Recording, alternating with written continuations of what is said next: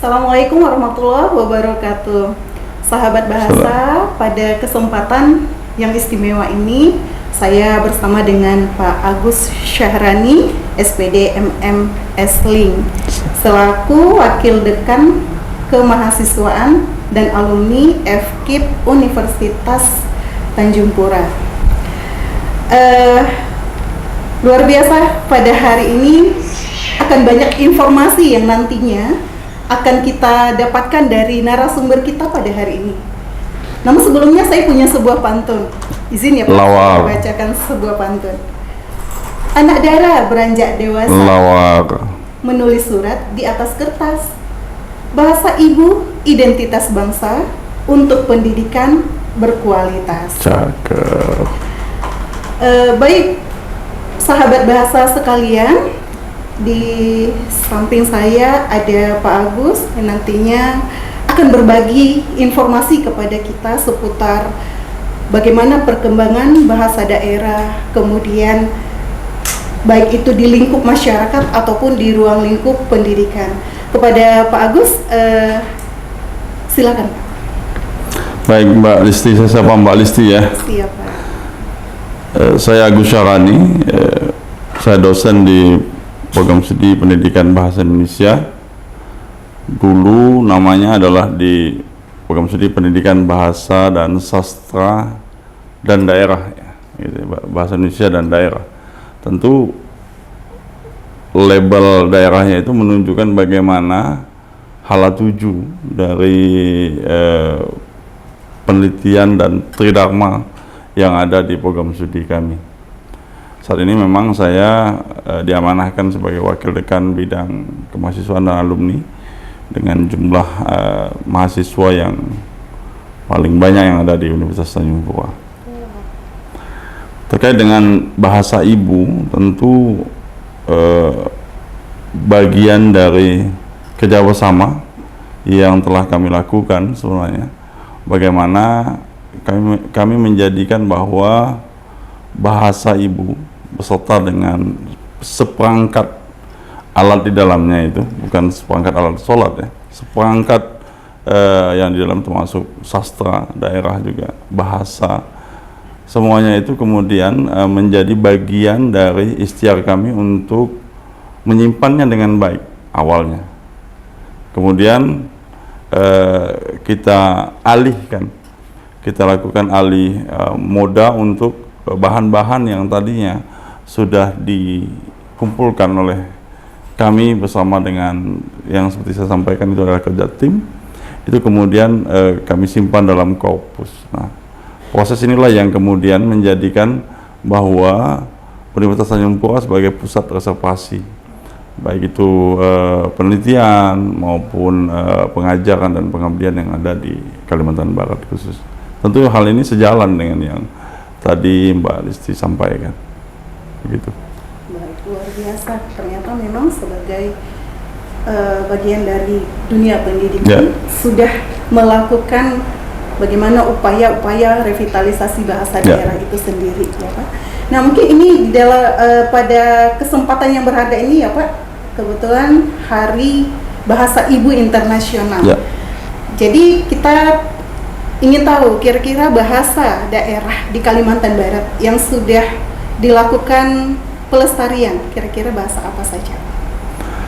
Kalau kita bicara tentang bahasa ibu, tentu keibuan itu dia mengakar pada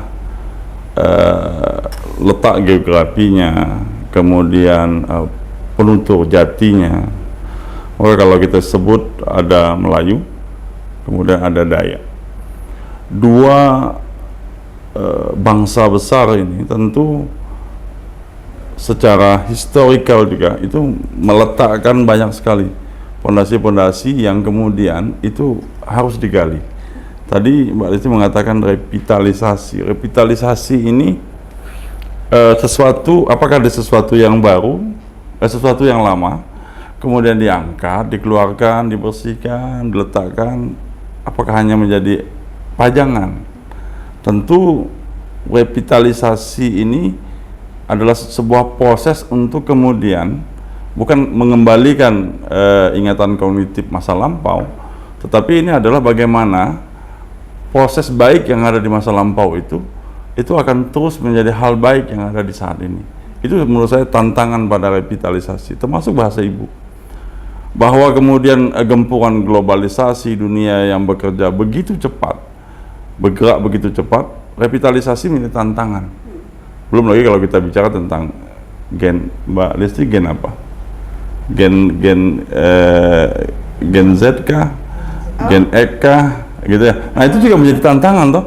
Karena saat hari ini sesuatu yang tadi sudah diangkat, ini kan bukan batu meteor yang sudah terbenam jutaan tahun diangkat, kemudian cantik, dan itu akan sangat tidak panjang, sangat tidak bisa sekadar dinikmati saja. Tapi proses bahasa ibu menjadi bagian di dalam yang tadi saya sampaikan secara historikal dan secara geografi. Kami punya kekuatan sebenarnya, karena kami adalah universitas yang tua. Tua itu bukan dari sisi umur saja, seperti saya masih muda, beda kita hanya 1 malam saja ya. Sebenarnya Universitas Tanjung Pura, program studi pendidikan bahasa Indonesia, dengan rentang jangka waktu lamanya itu, kami punya sumber daya yang luar biasa, salah satunya mahasiswa. Kalau bicara tadi dengan bangsa besar, ada bangsa Melayu dan bangsa Dayak tadi, tentu kami punya 2 itu. Maka di dalam roadmap penelitian kami, kita punya penelitian yang terkait dengan pendidikan atau pengajaran bahasanya secara pedagoginya. Karena di kita belum ada yang murni, maka zonasi untuk meneliti dari sisi linguistiknya juga kita berikan kepada mahasiswa kita, kebahasaannya, yang tentunya akan menguatkan, baik itu dalam bentuk implementasi dalam pembelajaran, ataupun dia kemudian dikaitkan dengan proses kesiapan gurunya untuk menyediakan bahan yang jauh lebih bermutu. Kemudian sastra itu sendiri, sastra juga di dalamnya ada sastra daerahnya selain sastra yang modern. Nah, proses ini tentu sejalan dengan yang ada di kementerian.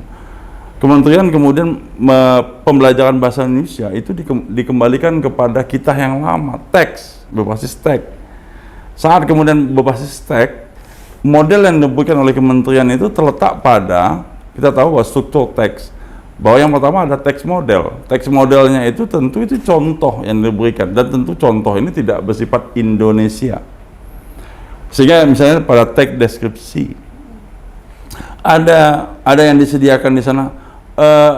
Di dalam model teks deskripsi itu kan memberikan satu model pemodelan yang di dalamnya sudah strukturnya sudah lengkap. Dari sisi teks deskripsinya, penciri dan segala macamnya sudah lengkap. Tetapi teks contoh yang disediakan, yang saya katakan tidak Indonesia, itu sebagai contoh model.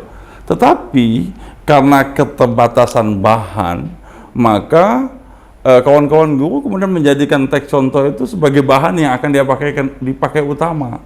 Sehingga teks deskripsi yang ada dalam buku, yang ada dalam modul, itu adalah teks deskripsi tentang pantai. Itu kemudian digunakan oleh guru yang berada di wilayah yang secara ingatan kognitifnya tidak ada pantai-pantainya, atau akhirnya salah tafsir. Contoh misalnya di kami, pantai bagi masyarakat di Danau Sentarum itu adalah menggeringnya danau dan munculnya pasir. Jadi konsep yang ada pada deskripsi itu kan tentu seolah-olah melihat, seolah-olah merasakan, sehingga teks itu deskripsinya betul-betul memberikan penanda-penanda tertentu. Nah, proses inilah yang kemudian kesediaan bahan yang tadi dari korpus kami itu membuat penguatan dalam sisi baik itu pada siswanya maupun pada gurunya. Apa yang sudah kami buat, tentu dari 2 korpus kami yang besar, ada korpus Melayu dan ada korpus Dayak, itu semuanya kita memiliki. Tapi ada hal yang kemudian unik kalau kita bicara tentang ada pemodelan yang besar yang ada di sana. Contoh misalnya kalau Melayu, ada Melayu Sambas. Kemudian kami juga ikut serta di dalam dokumen-dokumen akademik untuk akhirnya hari ini kita melihat bahwa warisan budaya tak benda pertama di Kalimantan Barat itu adalah bahasa Melayu Pontianak. Dokumen yang kami gunakan, kamus bahasa Melayu Pontianak, itu adalah hasil dari proses yang tadi, revitalisasi. Jadi poin saya, revitalisasi tadi bukan hanya sekadar untuk mengangkat sesuatu yang lama, diperlihatkan menjadi dalam bentuk yang baru, sehingga itu akan sangat berjangka pendek, tidak jangka panjang. Wah, ini menarik sekali ya. Apalagi selain langkah-langkah, tapi juga sudah diterapkan di dalam pembelajaran ya Pak ya. Tapi saya tertarik juga dengan pengalaman panjang ini Pak, walaupun Bapak mengatakan mungkin usia belum tua, tapi saya yakin pengalaman sudah cukup mumpuni ya Pak ya. Nah, dari pengalaman selama berhubungan dengan bahasa daerah ini, selain tantangan yang tadi, apakah di tengah-tengah masyarakat sendiri ada gejolak atau ada dinamika begitu Pak? Karena memang bahasa daerah ini ada wacana atau ada pandangan tersendiri dari sebagian masyarakat menganggap bahwa ketika menggunakan bahasa daerah seolah-olah tidak keren atau bagaimana gitu. Ya. Kalau kita melihat pada posisi bahasa ibu, dan ini menurut saya adalah bagian dari nanti di ujungnya itu adalah tugas kita mensosialisasikan, merevitalisasi bahasa ibu, karena penggunaan bahasa walaupun dia secara kepribadian mungkin akan sangat memengaruhi tadi penilaian gitu ya. Mungkin kalau di luar sana ya kita bisa melihat bagaimana ada bahasa yang jauh peletakannya lebih tinggi dibandingkan bahasa yang lain. Nah, di kita tentu dengan keindonesiaan kita, rahmat Allah Tuhan Yang Maha Esa kepada negara kita ini, salah satu kekayaannya ada di situ. Sehingga bahasa ibu itu kalau dikatakan apakah ada peletakan status sosial, saya yakin iya. Tapi kemudian bagaimana bahasa yang bukan bahasa yang satu, tapi bahasa yang menyatukan, bahasa satu yang menyatukan ini, bahasa Indonesia menjadi bagian untuk merekatkan semua itu. Sehingga bahasa ibu dan bahasa nasional, bahasa negara kita itu akan berjalan beriringan dan saling menguatkan pastinya. Tentu terkait dengan kosakata dan segala macam. Nah, kalau kita bicara tentang bagaimana bahasa ibu yang kemudian menunjukkan proses jati diri dan segala macam, tentu ini harus kita kerjakan dalam proses revitalisasi ini. Penggunaan bahasa yang tadinya tentu iya saya udah lama nggak pernah dengar kata ini misalnya. Nah, itu adalah sebuah respon yang menurut saya harus kita jentawakan dalam proses yang hari ini digital tentunya. Contoh misalnya ada kosakata yang cenderung untuk arkais misalnya, yang sudah lama tapi dia bermakna yang mungkin memotivasi, itu ada di kaos hitamnya anak muda misalnya, dan itu tongkongannya di mall, di sebuah warung kopi yang sudah bertransformasi. Tentu itu proses yang hari ini harus kita lakukan. Jadi mengangkat yang tadi bukan hanya sekadar batu meteor yang jutaan tahun tertanam, tapi itu dijadikan bagian bagaimana kita mencintai bahasa ibu, tentu dengan tidak meninggalkan bahasa yang menyatukan. Begitu Pak. Nah, sekali Pak, saya sepakat ya Pak bahwa bahasa ibu ini merupakan bagian dari anugerah yang diberikan oleh Allah kepada kita sebagai masyarakat Indonesia. Kemudian karena memang dibalik dari bahasa ibu itu bukan hanya sebatas alat komunikasi, tetapi ada pesan, ada kedekatan batin antara ibu dengan anak, kemudian ada pesan-pesan cinta yang tersembunyi di balik bahasa itu, begitu Pak. Jadi tapi saya sepakat juga seperti yang disampaikan oleh Pak Agus tadi, bahwa tantangan baik itu dari segi generasi muda atau mungkin tantangan teknologi itu luar biasa, memberikan peran sehingga bahasa ibu ini dikhawatirkan punah gitu ya Pak.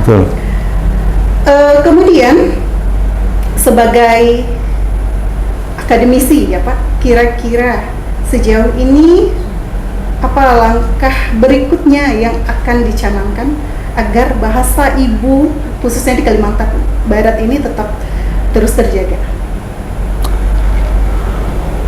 Kata yang menurut saya tidak boleh ada dalam revitalisasi itu yang tadi punah, yang seperti yang Mbak Lesti sampaikan. Kita harus jaga itu, karena saat dia sudah punah, pupus, maka proses ini yang menurut saya harus terus kita lakukan. Apa yang mau kita lakukan? Misalnya kami di tahun 2001 di Kapuas Hulu, kami menemukan ada bahasa Auheng yang pada saat itu ada satu bapak usianya sekitar 57 atau 60 tahun itu 2001, berarti sekarang mudah-mudahan beliau masih sehat, dan satu anaknya yang dalam tanda kutip dipaksa untuk diajarkan, selalu diajak bicara oleh bapaknya sebagai sebuah ikhtiar untuk menjaga bahasa ibu. Hari ini kita sudah tidak mendengarkan lagi bahasa Auheng sebagai sebuah bahasa. Pada saat itu temuan kami, dan kami hanya bisa mengumpulkan ada sekitar 250 kosakata dasar yang pada saat itu, karena memang keterbatasan waktu pada saat itu kami melakukan kajian itu. Maka menurut saya kepunahan itu harus kita jaga. Nah, yang dalam proses menjaga kepunahan ini yang paling terpenting adalah keberlanjutan sebagai sebuah apa yang ada pada revitalisasi itu. Keberlanjutan ini tentu semua generasi. Tentu yang tadi yang terkait dengan level sosial ataupun hal-hal yang kemudian menurunkan gengsi, terutama pada generasi muda, itu yang kemudian harus kita dekati. Teknologi tidak bisa kita jadikan bahan kelahi. Teknologi harus sejalan, karena memang kita tahu bahwa teknologi ini dia makin pintar itu karena kita. Maka kita harus menyatu dengan teknologi dan kita jadikan dia sebagai sebuah media. Sebutlah medsos. Kalau kita bicara hari ini, yang paling tahu Mbak Lesti itu medsos. Yang paling tahu. Kenapa? Seolah-olah kita merasakan bahwa dia pintar kan? Padahal ternyata yang pintar itu jari kita. Itu yang disebut sebagai kecerdasan buatan, artificial intelligence kan. Nah, pendekatan-pendekatan pada yang begini itu akan jauh, dan ini yang saat ini Linguistic Corpus menghadirkan medsos sebagai sebuah sarana utama. Kalau kita coba lihat di media sosial Instagram misalnya, hari ini sebuah fenomena kehidupan biasa kemudian itu dibungkus dengan tuturan-tuturan bahasa ibu, itu akan jauh diminati. Betul. Ya kan? Sehingga itu akan menjadi korpus. Nah, siapa? Mungkin nanti akan ada pertanyaan lanjutan dari Mbak Lesti. Ini siapa yang akan mengawal ini? Siapa yang akan mengumpulkan? Betul. Karena apakah medsos ini akan terus ada? Ya, keabadian pasti ada kalau memang itu dia terus ada di saluran atau platform itu. Tapi kalau kemudian terjadi sesuatu sehingga itu tidak tersimpan, atau ya mungkin terjadi sesuatu hal sehingga siapa? Nah, menurut saya dalam proses revitalisasi ini memang tidak bisa kita kemudian bahasa, ya kita tidak pernah lupa dengan sejarah, kita kemudian tahu bahwa sesuatu yang baik itu terjadi sebelumnya. Tapi kalau kemudian kita ingin melakukan sebuah perubahan dengan mengatakan zaman bapak dulu, waduh, karena itu anak-anak Gen Z paling nggak suka tuh. Beda Pak, gitu ya. Tapi kalau kemudian zaman Bapak dulu itu, yang bapaknya lahir dengan mesin tik, tetapi kemudian hari ini bisa ikut-ikutan dalam tanda kutip untuk bersama dengan Gen Z, bersama dengan mereka yang tentunya milenial yang bukan strawberry, jauh lebih baik. Jadi menurut saya, kata yang tidak boleh ada pada bahasa ibu, seperti kita, dan saya yakin penamaan ibu, mother, ataupun yang terkait dengan itu mengapa kemudian dia muncul bahasa ibu? Karena supaya kemurnian yang tadi Mbak katakan, cinta yang hadir dari kata 3 huruf ibu itu ada pada bagaimana kita menjaga selagi dia ada. Selagi ada seperti ibu kita, maka apapun harus kita lakukan untuk membuat ibu kita, termasuk dengan kita bawa ibu kita itu ke plaza, ke mall. Begitu juga dengan bahasa ibu. Kita dekatkan dia dengan generasi hari ini. Selain kita juga menguatkan kembali, ada kosakata yang betul-betul menginspirasi. Saya juga teringat misalnya guru kami di program studi, Profesor Hairil, pada saat anak perempuan beliau menikah, kalau undangan yang sempat hadir, maksud saya yang sempat hadir pada saat beliau meresepsikan anaknya, itu agak beda sendiri souvenirnya. Buah tangannya itu adalah buku yang dibungkus dengan cantik. Nah, buku itu adalah hasil dari beliau kan memang tokoh dan ahli sastra lisan yang diangkat itu, dan itu adalah pilihan anaknya. Artinya anak ini yang sudah dokter, spesialis, yang sudah kemana-mana melalang buana di seluruh dunia ini, itu kembali kepada keibuan yang tadi. Kalau kita bicara tentang sesuatu yang murni tadi, yang dia pilih adalah dari sekian banyak karya yang sudah dikumpulkan oleh ayahnya saat S3, mengumpulkan sastra lisan yang ada di Sambas. Yang dipilih itu adalah Kalantika, karena cerita Kalantika itu betul-betul itu secara sadar dipindahkan oleh anak Profesor Hairil dari ingatan kognitif jangka pendek kepada ingatan kognitif jangka panjang. Karena ingat, pendidikan ini sebenarnya pendidikan itu kan adalah apa yang bertahan ketika apa yang diajarkan itu sudah dilupakan. Membuat yang bertahan ini, hal-hal baik yang harus kita pertahankan, itu yang menurut saya jauh lebih baik. Nah, ini adalah sebuah proses yang mengapa dipilih Kalantika, karena itu yang betul-betul menginspirasi sang anak yang hari ini sudah menjadi bukan anak kecil lagi, tapi sudah menjadi dokter spesialis dan segala macam. Sehingga proses yang menurut saya harus kita sama-sama kita jaga. Nanti kita akan bahas pada pihak mana yang bertanggung jawab atau ikut bertanggung jawab, bersama-sama bertanggung jawab untuk menjaga jangan sampai bahasa ibu punah.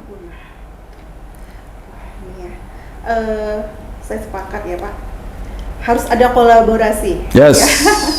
Berarti Pak, pembicaraan kita pada hari ini, harapan saya tidak cukup sampai di sini, karena memang tugas ini masih sangat panjang, dan kemungkinan di pertanyaan Bapak tadi siapa yang akan bertanggung jawab ya. Nah, mudah-mudahan kepedulian kita ini, kita mengambil peran menjadi bagian yang bertanggung jawab itu ya Pak. Saya juga melihat di media sosial itu begitu marak konten ya Pak, dan memang saya akui bahwa konten yang peminatnya itu banyak, followernya itu banyak, itu justru yang memang memasukkan unsur-unsur lokalitas, baik dari aspek bahasa atau kebiasaan masyarakat di sebuah tempat, itu diangkat kembali secara alami. Padahal sebenarnya tidak alami ya Pak, tapi seolah-olah diangkat secara alami, dijadikan konten, dan itu penontonnya banyak. Tidak hanya dari pemilik bahasa itu sendiri, tetapi juga dari pengguna bahasa lain. Walaupun mereka tidak mengerti, tetapi mereka tertarik untuk melihat konten-konten itu. Jadi peran dari media sosial mungkin ini sebagai salah satu media pendukung ya Pak untuk menjaga pelestarian bahasa daerah ini sendiri gitu. Kemudian Pak, menurut pandangan Bapak, apakah dengan melestarikan bahasa daerah kita juga melestarikan budaya? Ya. Kalau siniar ini menjadi sebuah saluran, maka salurannya tentu yang tadi, mungkin Facebook, Instagram, dan apa yang hari ini dilakukan oleh Balai Bahasa Provinsi Kalimantan Barat adalah sebuah langkah yang menurut saya menjaga. Kalau kita bicara siapa yang bertanggung jawab atau ikut bertanggung jawab atau bersama-sama bertanggung jawab, tentu beda. Kalau bertanggung jawab seolah-olah saya pelakunya kan gitu. Tapi kalau kemudian kita bicara tentang ini adalah bagian dari ikhtiar untuk menjaga ibu kita ini, bahasa ibu kita ini salah satunya. Maka menurut saya ini saya simpan saran di awal. Kalau boleh memang yang tadi itu model-model yang ada pada media sosial yang tentunya selain pengikut, kalau pengikut mungkin banyak alasan mengapa dia mengikuti follower. Tapi kalau kemudian penonton pada konten terlihat kan, misalnya ada konten yang sangat lokalitas kata Mbak yang itu memang murni karena itu dibuat diperagakan, kemurnian itu diperagakan sehingga itu akan menyentuh. Ini yang kemudian kalau boleh menjadi pembicara pada siniarnya Balai Bahasa berikutnya untuk kemudian diajak untuk bersama-sama sehingga praktik baik yang ada pada mereka selaku pelaku itu menjadi menginspirasi. Jadi kalau bicara tentang siapa yang semua memang kolaborasi kata kunci. Sebagai makhluk sosial tentu kolaborasi itu adalah kunci rumah. Tetapi yang paling terpenting di sana itu bagaimana kita mengajaknya supaya kolaborasi ini semua pihak. Mengapa semua pihak? Karena ada persamaan persepsi yang tentu lahirnya dari niat. Ada persamaan niatnya. Oke, kita sama-sama. Sehingga yang tadi semua level generasi ikut. Nah, tentu Balai Bahasa yang secara lembaga negara yang dalam tanda kutip berada di garda terdepan untuk yang terkait dengan bahasa Indonesia dan bahasa daerah ini tentu adalah bagian yang harus terus berinovasi, dan siniar ini adalah salah satu bentuk inovasi. Kami mungkin di akademisi juga sama. Oke, kita lakukan kajian-kajian yang itu akan memperbanyak korpus sebagai sebuah pembendaharaan yang kemudian nanti akan terus dikembangkan dan bisa diakses, sehingga saat kemudian hasil penelitian kami baik itu yang sudah terpublikasi pada jurnal yang bereputasi ataupun penyimpanan proses yang tadinya itu adalah bagian yang selalu ada, itu semuanya harus terbuka. Teman-teman yang karena kalau kita lihat hari ini betapa kita bisa melihat misalnya ada situs-situs yang memuat tentang keduluan, kita bicara tentang KTLV dan segala macam, itu kan kalau kajian linguistik korpus kan bisa melihat bahwa kata tentang flu yang itu saat ini kita coba kaitkan dengan COVID pada zaman itu sudah pernah dibahas tidak sih? Atau ciri dari flu COVID itu sendiri di zaman dulu itu pernah dibahas enggak sih? Cara melihatnya dari mana? Dari korpus. Nah, proses penyimpanan itu kan bisa diakses sekarang ini secara gratis. Jadi kita buka peluang, kami di akademisi juga terus menambah dan memberikan akses yang luas. Tapi kemudian yang dengan jalur media sosial yang tadi murni, menurut saya sangat murni, yang skripnya mungkin tidak ada tapi dia buat saat apa yang dia terpikirkan, apa yang kemudian biasa dia lakukan, itu kan bentuk kemurnian yang itu dituturkan dalam bahasa ibu. Hal-hal seperti itu yang kemudian harus sama-sama kita gerakkan bersama sebagai sebuah kampanye tentang bahasa ibu, selamatkan bahasa ibu, sehingga kolaborasi, tentu kolaborasi yang menginspirasi itu adalah bagian dari ikhtiar baik untuk pelestarian bahasa ibu. Baik, selamatkan bahasa ibu. Selamatkan bahasa ibu. Ini sebuah himbauan atau seruan yang menjadi inspirasi ya Pak. Karena memang saya sepakat tadi Bapak menyampaikan bahwa peristiwa pada hari ini itu bisa jadi ulangan dari peristiwa-peristiwa masa lampau. Dan itu bisa kita temukan di naskah-naskah kuno ya Pak ya. Jadi dituliskan dalam aksara daerah masing-masing. Hanya saja mungkin kita punya tantangan ya Pak. Terkadang tidak semuanya bisa kita akses dengan mudah, apalagi naskah kita banyak di Universitas Leiden ya Pak ya. Nah ini mungkin bisa menjadi langkah kita ke depan ya Pak untuk menjawab tantangan yang tadi, bagaimana kiranya kita tidak berhenti untuk memikirkan bahasa ibu itu sendiri. Oke, satu lagi nih Pak. Di dalam ruang lingkup pendidikan ini sendiri, di tengah-tengah mahasiswa, selain kajian-kajian penelitian, dan kajian itu bisa dengan mudah kita akses pada hari ini ya Pak. Kalau si penuturnya sendiri, pengguna atau masyarakat ya Pak. Nah, kita lihat masyarakat hari ini atau generasi muda itu kita anggap sebagai penutur jati, penutur muda. Penutur muda ini seolah-olah seperti punya jarak dengan penutur jati. Nah, karena memang suasana zaman juga sudah berbeda ya Pak. Kalau misalnya ketika kecil kita dibiasakan dengan nyanyian pengantar tidur, kemudian dongeng dari orang tua kita, atau teka-tekinya pakai pantun ya Pak. Tapi pada hari ini justru generasi muda menganggap seolah-olah sesuatu yang sudah ada sejak dulu itu jadi sesuatu yang baru. Nah, kalau di kampus ini sendiri Pak, seperti apa yang sudah diterapkan selain kajian-kajian tadi, tetapi praktik baik yang diterapkan dalam proses pembelajaran Pak? Kurikulum Merdeka Belajar pada saat di eranya tentu memberikan ruang yang luar biasa kepada pembelajaran berbasis teks yang ada di bahasa Indonesia. Peluang itu tentu kami ambil untuk kemudian semakin mengeratkan untuk kajian-kajian yang bukan pedagogi, yang arahnya tadi linguistik ataupun sastra, untuk kemudian menguatkan.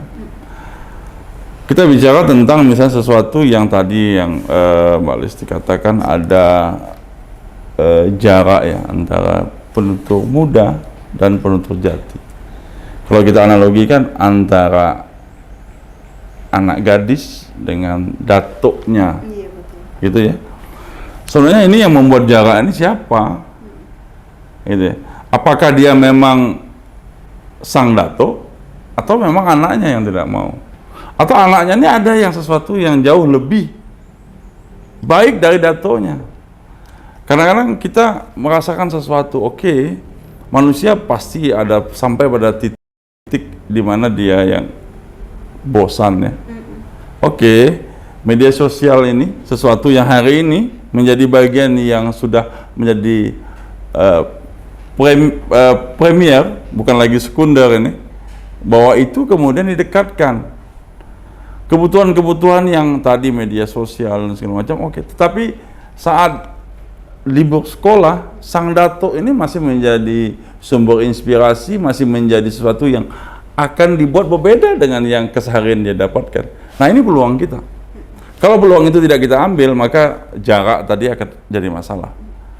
Jadi kalau yang LDR kan tahu soal jarak itu. Aduh. Ya kan? Bahwa ini saya kena nih, Pak. Oh, kena ya, Bu. Mbak ya, aduh, Masya Allah, maaf. Nah, ini persoalan yang menurut saya, jarak ini kan soal soal ukuran, tetapi rasa tidak bicara tentang itu. Nah, ini yang kemudian harus sama-sama kita ikhtiarkan. Bagaimana kemudian semua pihak, kalau bicara seperti yang saya sampaikan, zaman Datuk dulu itu kan sesuatu yang mungkin pilihan yang tidak, menciptakan jarak tadi, setuju saya. Menciptakan jarak. Jadi kalau kita bicara tentang sesuatu yang kita paling tahu, kita akan bawa kemana ini produk-produk yang tadi bukan hanya sekadar untuk keluar dari batu meteor yang sudah jutaan tahun terbenam, diangkat, dilihat hanya sekian detik, kemudian sudah bosan kita lihatnya, tapi dia dialihkan pada bentuk yang lain yang sesuai dengan hari ini. Nah, yang sudah kami lakukan yang tadi. Jadi saat kemudian pembelajaran bahasa Indonesia bukan lagi soal struktur saja, tapi bagaimana kemudian implementasi pengajaran berbasis teks yang ada pada kurikulum Merdeka, itu memberikan kami peluang yang sangat besar, menyediakan bahan-bahan yang tadi.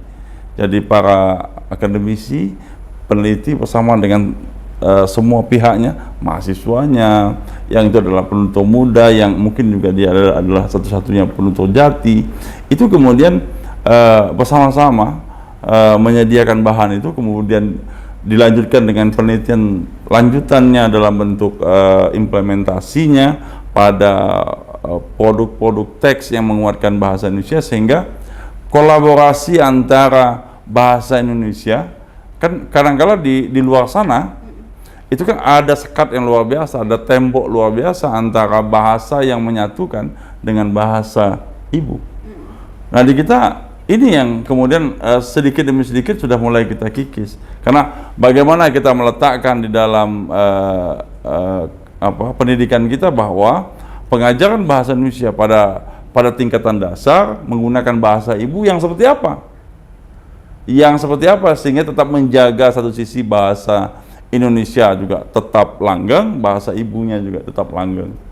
Nah, proses inilah yang kemudian kami lakukan sehingga di program studi pendidikan bahasa Indonesia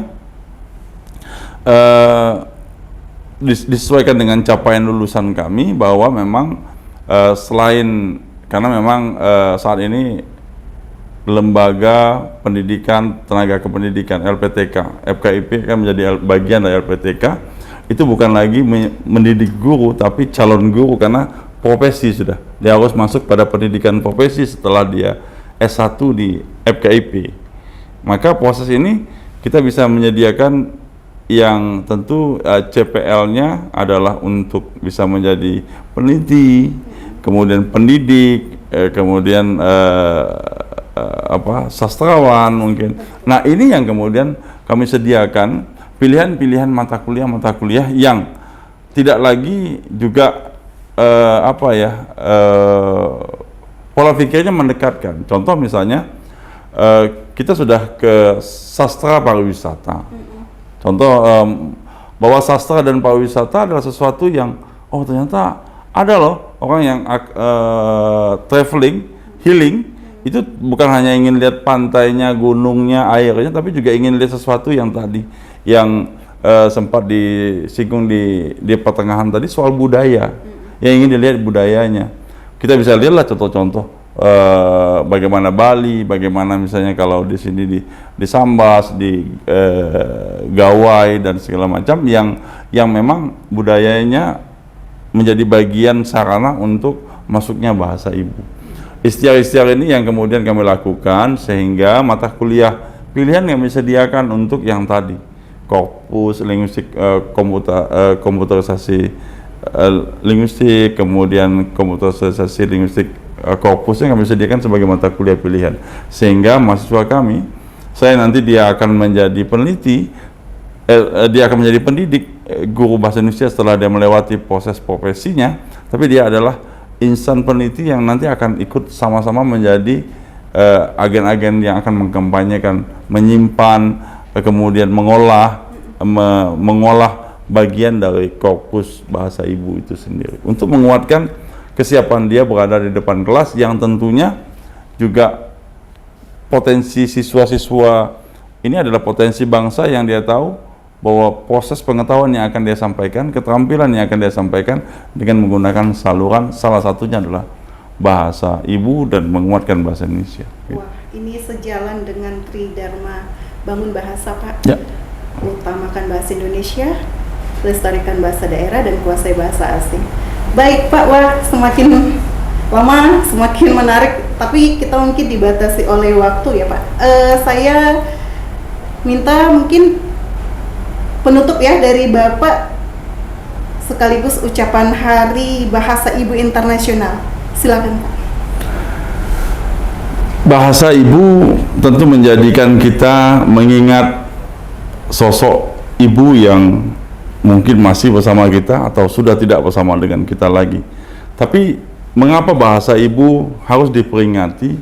Karena memang bahasa ibu adalah satu dari bagian identitas kita. Ada banyak hal baik yang ada pada kata ibu, begitu juga dengan ikutannya bahasa ibu. Oleh karena itu, mari kita memperingati Hari Bahasa Ibu Internasional ini dengan melakukan apa yang kita bisa, apa yang kita sukai, apa yang kemudian kita bisa implementasikan untuk kecintaan kita kepada bahasa ibu kita. Wahai generasi Z, yang tentunya teman-teman tahu bahwa saluran-saluran yang terkait dengan generasi teman-teman itu adalah bagian dari ikhtiar untuk sama-sama kita melestarikan dan menguatkan bahasa ibu, tanpa kemudian tetap mengutamakan bahasa Indonesia sebagai bahasa yang menyatukan. Tentu harapannya adalah mari kita berkolaborasi, menginspirasi untuk menghadirkan sebuah bahasa ibu yang sesuai dengan semua generasi. Yang bahasa ibu yang tentu bicara tentang keabadian, proses itu ada di situ. Mari kita mengabadikan bahasa ibu kita untuk kemudian kita memperbanyak yang bertahan dari apa yang kita pelajari itu sudah kita lupakan. Selamat Hari Bahasa Ibu Internasional. Baik, terima kasih Pak. Sahabat bahasa sekalian, luar biasa ya pengalaman ilmu yang kita peroleh dari Pak Agus. Mudah-mudahan kita mampu bersama-sama berkolaborasi untuk menjaga melestarikan bahasa ibu tersebut. Amin. Karena memang sejatinya bahasa ibu tidak hanya sebagai media berkomunikasi, tetapi juga ada cinta yang ada cinta di sana, ada pesan, ada budaya, ada identitas. Saya tutup dengan sebuah pantun. Jikalau ada ranting yang patah, Lawar. mohon sejenak Tuan ambilkan. Cakep. Jikalau ada kata-kata saya yang salah, Artinya. mohon kiranya dapat dimaafkan. Masya Allah. Terima kasih Pak Terima kasih, Agus. terima kasih Sampai banyak. berjumpa kembali Terima kasih, dengan mohon saya, maaf. Simora Rangkuti. Saya undur diri. Assalamualaikum warahmatullahi wabarakatuh. Waalaikumsalam warahmatullahi wabarakatuh.